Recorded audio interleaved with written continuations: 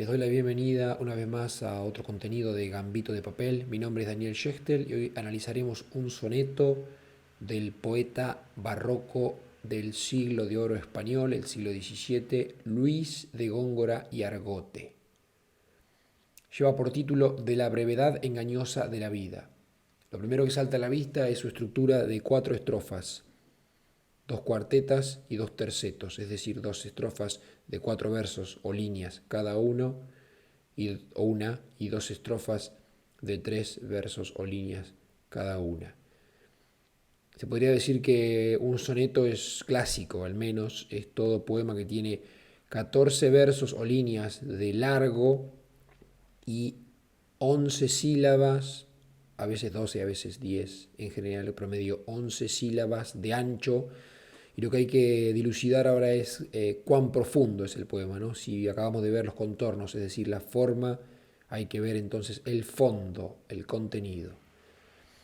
Bien, lo voy a leer una sola vez. Ustedes pueden leerlo la cantidad de veces que quieran poniendo pausa y después haré un comentario sobre todo el poema, que es bastante difícil si no se tiene cierta experiencia con los textos de Góngora o del barroco español en general. Y también comentaré un poco sobre cuestiones musicales y demás. El poema dice así: de la brevedad engañosa de la vida. Menos solicitó veloz saeta, destinada señal que mordió aguda, agonal carro por la arena muda, no coronó con más silencio meta, que presurosa corre, que secreta, a su fin nuestra edad, a quien lo duda, fiera que sea de razón desnuda, cada sol repetido es un cometa. Confiésalo, Cartago, y tú lo ignoras, peligro corres, licios y porfías, en seguir sombras y abrazar engaños. Mal te perdonarán a ti las horas que limando están los días que royendo están los años.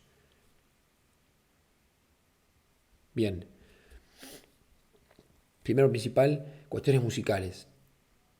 Todos los versos tienen 11 sílabas, son endecasílabos. Y como verán, el primer verso, eta, rima con el cuarto, meta, y con el quinto, creta, secreta quiero decir, ¿no? Y con el octavo, cometa. Es decir que en términos de armónicos, vamos a decir así, las notas se van repitiendo y se va formando la canción, por decirlo así, ¿no? La composición armónica musical del soneto. La composición sería entonces A, la rima eta, después le ponemos el nombre B, A aguda, después se repite B en muda y después se repite la nota A en meta, o sea, eta, uda, uda, eta, A, B, B, A. En la segunda estrofa se repite exactamente lo mismo, los sonetos más clásicos usan siempre la misma armonía en las dos primeras estrofas, secreta, duda, desnuda, cometa. Y después cambia, aparecen notas nuevas, ¿no? Después de la segunda estrofa se da lo que se suele llamar técnicamente la volta. Lo primero lo que hace las primeras dos estrofas es presentar el tema.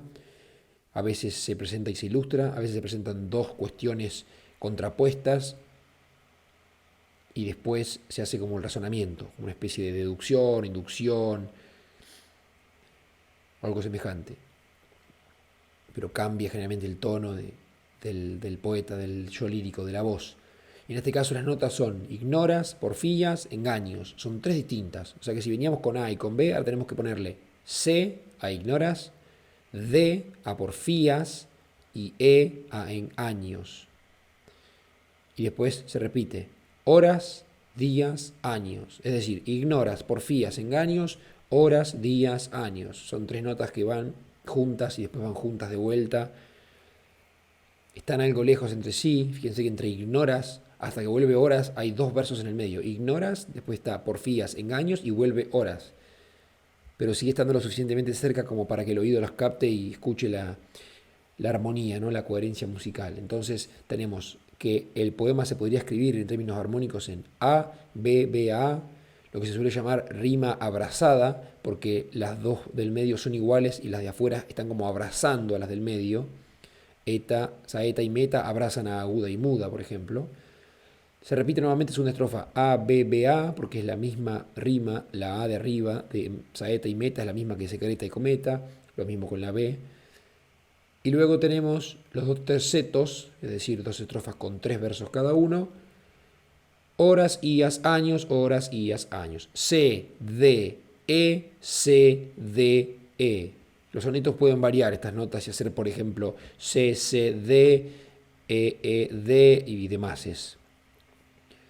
Bien, tenemos más o menos la música hasta ahora. Faltaría aclarar nada más que estamos frente a un soneto que tiene 14 líneas o versos de largo y 11 sílabas en líneas generales, por lo menos, a veces 9, a veces 10, a veces 12, según el caso, de ancho. Es decir, que si tenemos el contorno de un soneto, el largo, 14 líneas y el ancho, 11 sílabas, faltaría ver entonces ya no la forma tanto, sino, vamos a decir, el contenido, es decir, el fondo, ¿no? Para ver la profundidad de la tercera dimensión del poema. Para eso tenemos que pasar al contenido, a lo que está diciéndonos el poema. Vayamos al contenido, después al final diremos alguna cosita más sobre la música. Es muy difícil decir este soneto, va a llevar un poquito de tiempo, pero para quien quiera aprender a leer un soneto complicado para después volver a los otros y ver que son mucho más fáciles, este soneto es ideal. Bien, lo difícil de leer a Góngora es entender que usaba la sintaxis del latín, es decir, que reordenaba los elementos a través de un recurso retórico que se suele llamar hipérbaton, para que la sintaxis fuera más parecida al latín, la del español. Y en eso se corren de lugar los adjetivos, los verbos, desaparecen los artículos. Ustedes miran muchos sonetos como este, por ejemplo, hay algunos artículos que faltan. Los artículos me refiero a el, la, los, la. Por ejemplo, menos solicitó, veloz saeta, ahí no se dice la saeta o una saeta. Falta el artículo de alguna manera. Entonces es difícil saber leerlo, básicamente. Bien, entonces, la primera frase serían los primeros dos versos, que dice algo así como menos solicitó veloz saeta, destinada a señal que mordió aguda. Reordenando los elementos sería algo así como una saeta, una flecha, solicitó, fíjense cómo está desordenado todo, destinada a señal que mordió aguda, es decir, solicitó una señal, un blanco, solicitó como si hubiera pedido el blanco, ¿no? Como que fue hacia el blanco, destinada, ¿no? Fue su destino el blanco, que mordió aguda, o sea, la saeta mordió, se ensartó, aguda en el sentido de precisa, ¿no? En el blanco, en la señal. Menos veloz es lo que nos falta completar. Menos veloz, es decir, que hay una comparación. Ese menos implica que se está comparando la saeta con algo más. Es decir, que la flecha esta se clava en un blanco aún menos velozmente que algo más. Es decir, que hay algo más que es más rápido que la flecha. Lo increíble es que en los segundos dos versos de la primera estrofa no se aclara eso. Aparece una imagen nueva. La imagen es la siguiente. Dice, agonal carro por la arena muda, no coronó con más silencio meta. Tenemos otra comparación. Ese más implica una comparación otra vez, como el menos de menos veloz, ahora tenemos el más. Entonces, hay un carro agonal. Los carros agonales son los carros de carreras que se usaban en el circo romano.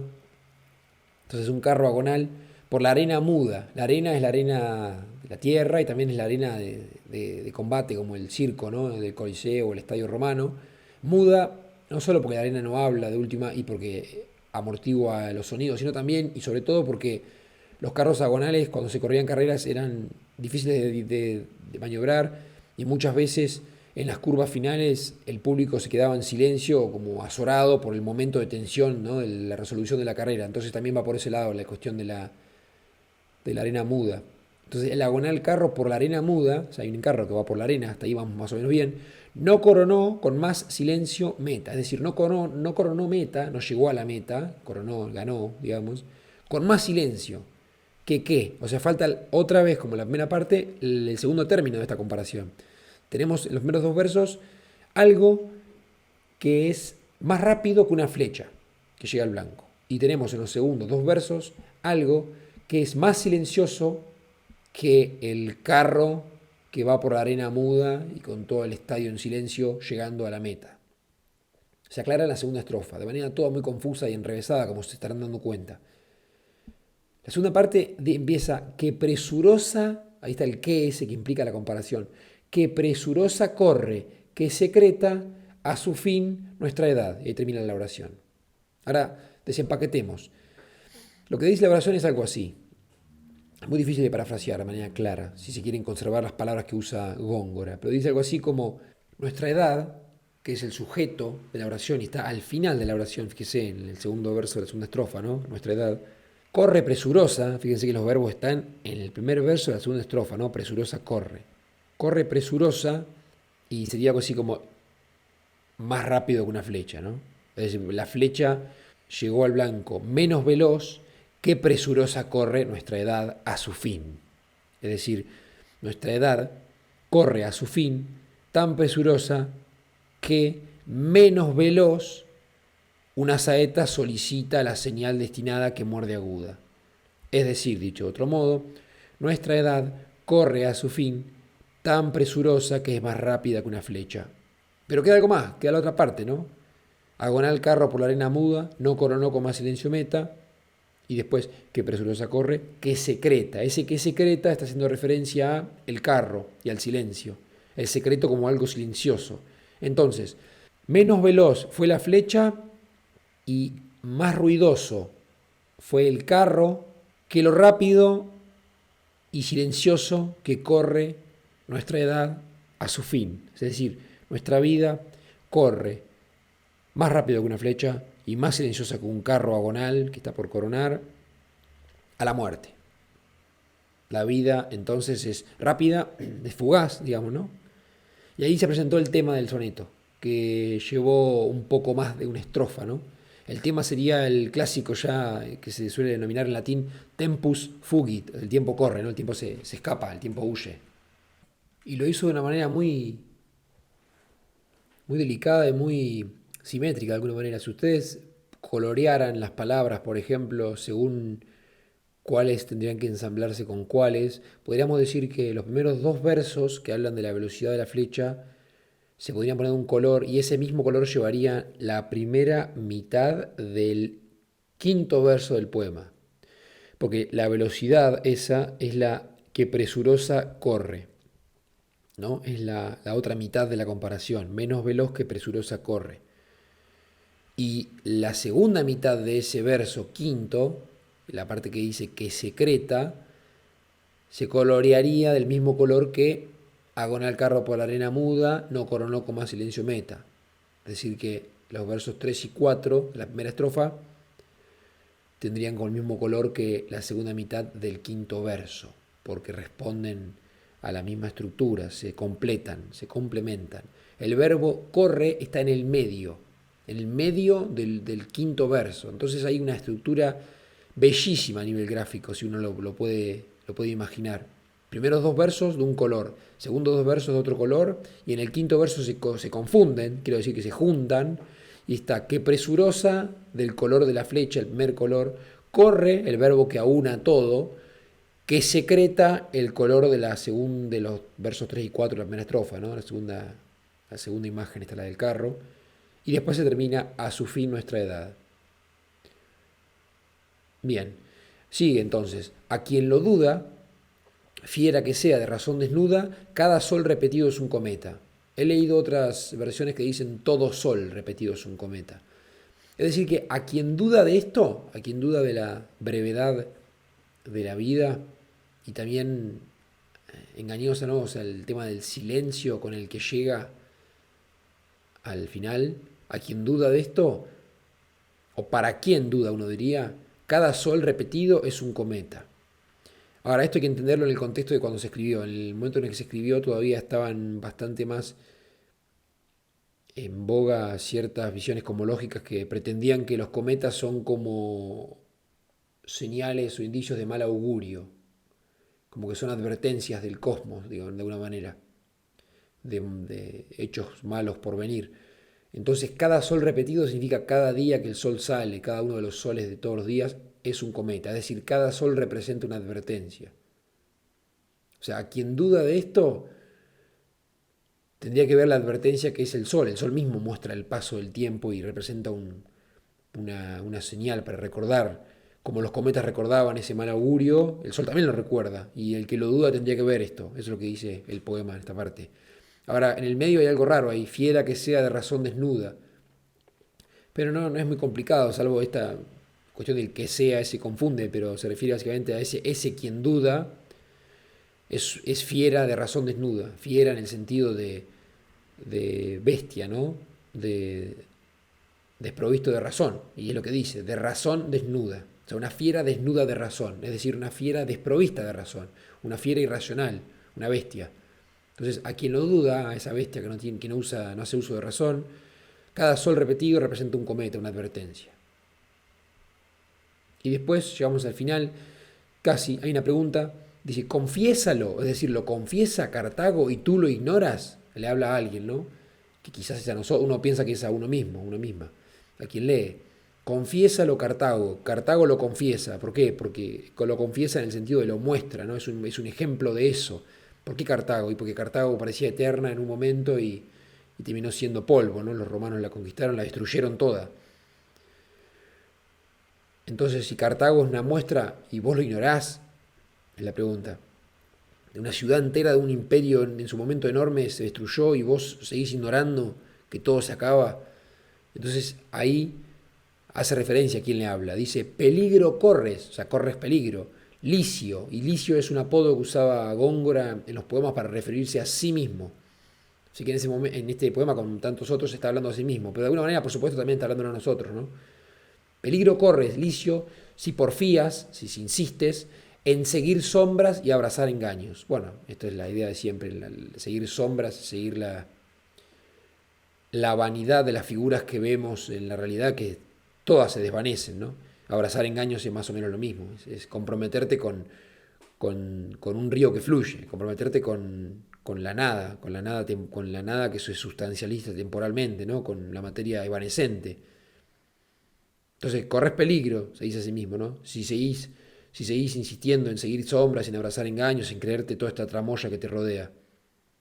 Tema típicamente barroco, ¿no? El tema de la fugacidad de la vida, el vínculo entre la vida y la muerte, la vida como un sueño, como una ficción, el teatrum mundi, también abrazar a Shakespeare, ¿no? El Renacimiento inglés, esta idea de que el mundo es un teatro, cada uno tiene su rol y como que le quita cierta seriedad y hasta incluso en algún punto, sí, vamos a dejarlo ahí, a la cosa. Y el último terceto entonces, mal te perdonarán a ti las horas, mal te perdonarán a ti las horas, básicamente no te va a ir, las horas no te van a perdonar, las horas que limando están los días, qué hermosa esa imagen, ¿no? Las horas están limando constantemente los días, lo van gastando hasta que los destruyen y hay uno nuevo, y lo liman, lo destruyen y hay uno nuevo. Y los días, a su vez, están royendo los años, ¿no? O sea, las horas están limando los días y los días a su vez, mientras van muriendo, ellos mismos también van royendo los años. Así que voilà, ese es el poema, creo que el final ya está claro, ¿no? Esa repetición, esa sintáctica es muy linda, le da como fuerza. Las horas que limando están los días, también rítmicamente, los días que royendo están los años. De la brevedad engañosa de la vida, cómo engaña la vida y cuán breve es. Y cómo lo olvidamos, también nos comprometemos con cuestiones que siempre se desmoronan y por eso también sufrimos. Para terminar, entonces hago un par de comentarios musicales ya extra, como pequeños detalles, y será hasta una próxima vez otro análisis de poemas. Es lindo, por ejemplo, el no coronó con más silencio meta, esa cantidad de O que tiene, que parece que remedara el movimiento circular de la rueda, ¿no? No coronó con más silencio meta. Ese detalle es muy lindo, por ejemplo. También me parece muy bonito, venimos con confiésalo Cartago y tú lo ignoras, confiésalo Cartago y tú lo ignoras, peligro corres, licios y porfías. Viene con cierta forma de acentuar los versos que es más o menos regular. Y acá cambia. Acá dice, en seguir sombras y abrazar engaños. Tanta tan, tanta, tanta, tanta, tan. Es mucho más simétrico. Pa, pa, pam, pam, pa, pam, pa, pam, pa, pam, pam. Los anteriores no son tan simétricos, son como más verticales. Confiésalo Cartago y tú lo ignoras, es mucho más rápido. Ta ta ta ta ta ta ta ta ta ta ta. Peligro corres, licios y porfías. Ese frena un poco más. Te tiro, tore, tiro, tito, tira. Y después está, repito otra vez, este verso mucho más simétrico. Ten, te, tin, ton, tan, tan, tan, tan, ten, tanto. Tienen nombre estos versos, por eso se distingue más fácilmente al oído y también con la terminología. Bien, eso es todo por ahora. Entonces nos veremos en el próximo análisis de otro poema. Gracias por estar, ojalá que haya servido. Un saludo.